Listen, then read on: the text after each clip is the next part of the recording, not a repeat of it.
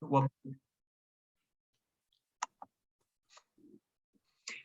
hello, I'm going to start my story at November 3rd, Tuesday, November 3rd, 2015. That was a very exciting day in Kansas City. It was the day of the World Series victory parade. Kansas City Royals, after being terrible for many years, had actually won the World Series. And that the victory parade had an estimated 800,000 people on the grounds of Union Station there at the end of the parade route for the party, which is twice the population of Kansas City, people coming from all around.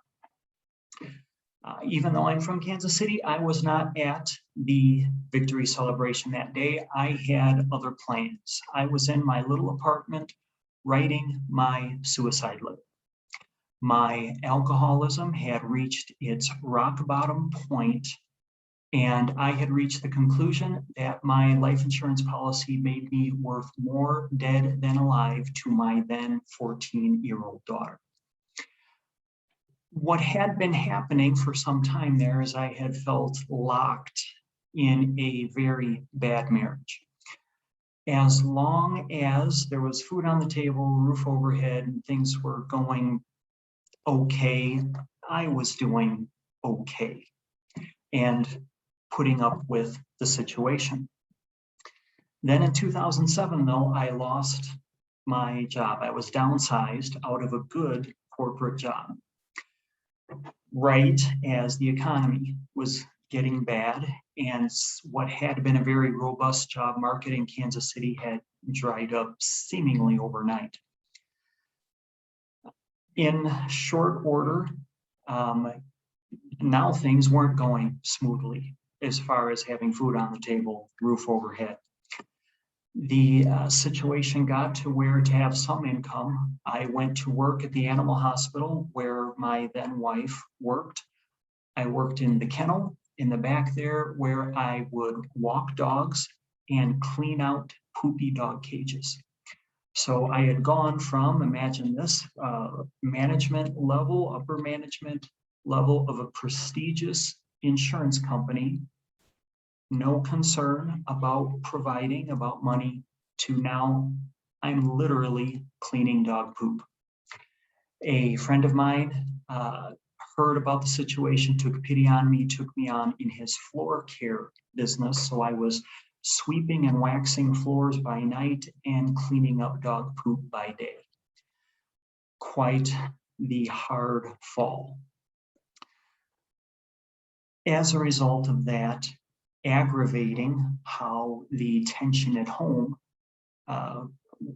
that situation, developed this self-medicating habit to full-fledged alcoholism in time.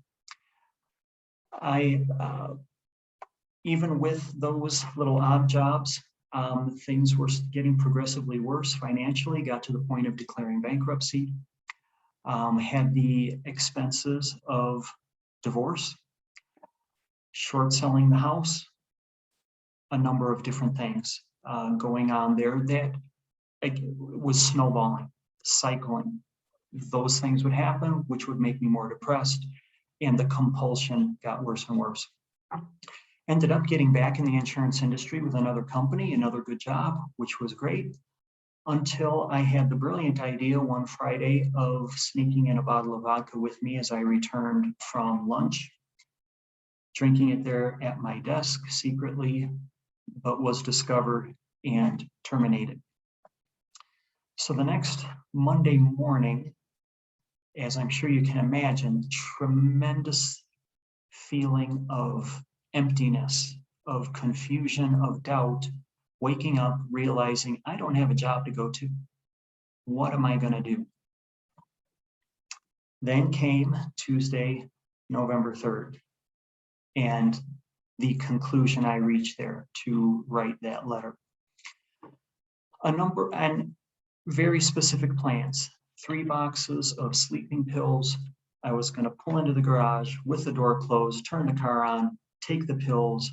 That's it, at a certain designated time. number of things happened that day to make me question that. Talking with my daughter, when the time came, I have my keys in my hand. I'm at the door and I hesitate. Just then, my phone rings. A friend of mine that I was going to be getting together with that night. Hey, Scott, I see you're not here. Wanted to call you, make sure you're okay. Didn't see you the other day either. By this point, I knew, okay, God's stepping in, telling me, don't do this. And obviously I didn't. Trying to put the pieces of my life back together and figuring out how I was going to provide for myself was still a challenge. Did get a job. Eventually went into business for myself, selling insurance. Got still ups and downs, like all entrepreneurs have. Even at one point, participated in one of those medical studies where they inject you with an unapproved medicine and have you stay in their facility to monitor your results to this medicine for money. I figured out the most marketable thing I had to sell was my health. Then one day I get contacted by a business associate, and through him became familiar with a method that this was pitched to me as a method to help people get out of debt. That intrigued me because I know people need it. There's a huge market for that. And it's something that, with my background with bankruptcy, short selling the house, all these financial things that had happened to me, I had personal experience with it. How could I learn this and help people get out of debt? But I'm a skeptic at heart, and I couldn't just take his word for it. I needed to dig in, find out about this. So I study this, not unlike someone might study any subject, an academic subject. First of all, who does this? If it's the people that are struggling and are broke that are trying this, then I don't believe it.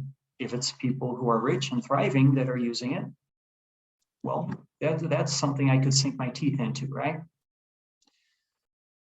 There's basically three things that people do in handling their money that are their critical mistakes. One, trial and error, figuring it out themselves. The thing is, time only moves in one direction. And by the time you figure out that you don't have it figured out, there is no reset button. You can't go back and start over. Or two, they decide, this is the most common reaction, they decide to listen to their broke friends and relatives. They know they have no qualifications whatsoever to help them. They know they're just as broke as they are. But still, that's the most common reaction. Why? Because people want approval from their friends. They want to do what their friends do. Third common approach is to hire on professional help, which has a very good upside, but it also has a downside. They charge high advisory fees, and in most cases don't do anything to really protect you from taxes. And they don't really tell you anything about debt, about getting out of debt. So what is the best way? There has to be a better way than those three, right? There has to be. Who has it figured out? That's what I wanted to know. Who has this whole money-making thing figured out? Well, that seemed pretty apparent to me enough. The wealthy, banks, in many cases, your large corporations. So I became determined to reverse engineer how do banks and the wealthy use their money. Specifically, with this approach that I was learning, is that who uses it? Is it the rich, the wealthy, the banks that use it? And in time, I found out the answer to that question was yes, they do use it. They use it a lot. So what's the benefit there? Well, the trail has been blazed. We can follow the trail of the banks, of the wealthy, figure out how they did it, study how they did it, imitate how they did it, take out the trial and error, stop listening to your broke friends, and even take away the high advisory fees that come with most professional advice. As I continued studying this, found out even more about it.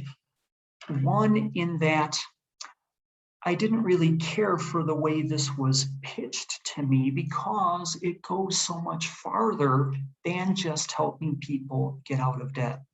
That's really not the core of it. The core of it is supercharging your finances, your investments. The most productive form of investments that anyone could have is to buy their own debt. So yes, it does help you get out of debt, eliminate it, pay it off. But thinking like a bank, we think of it a little differently. We think of it as buying your debt.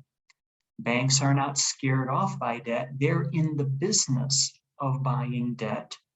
Why? So they can create multiple streams of income.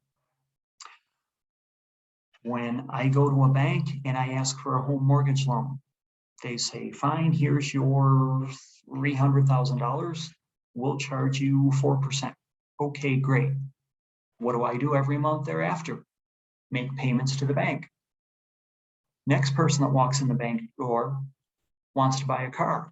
Bank says, okay, fine, here's your $40,000 for 5% interest. They give him my money. The next person that walks in that wants a business loan gets both mine and the other guy's money. Everyone that goes to the bank for money gets everybody else's money but the bank. That's a good business to be in. They are generating multiple streams of income, not holding money, not holding their money.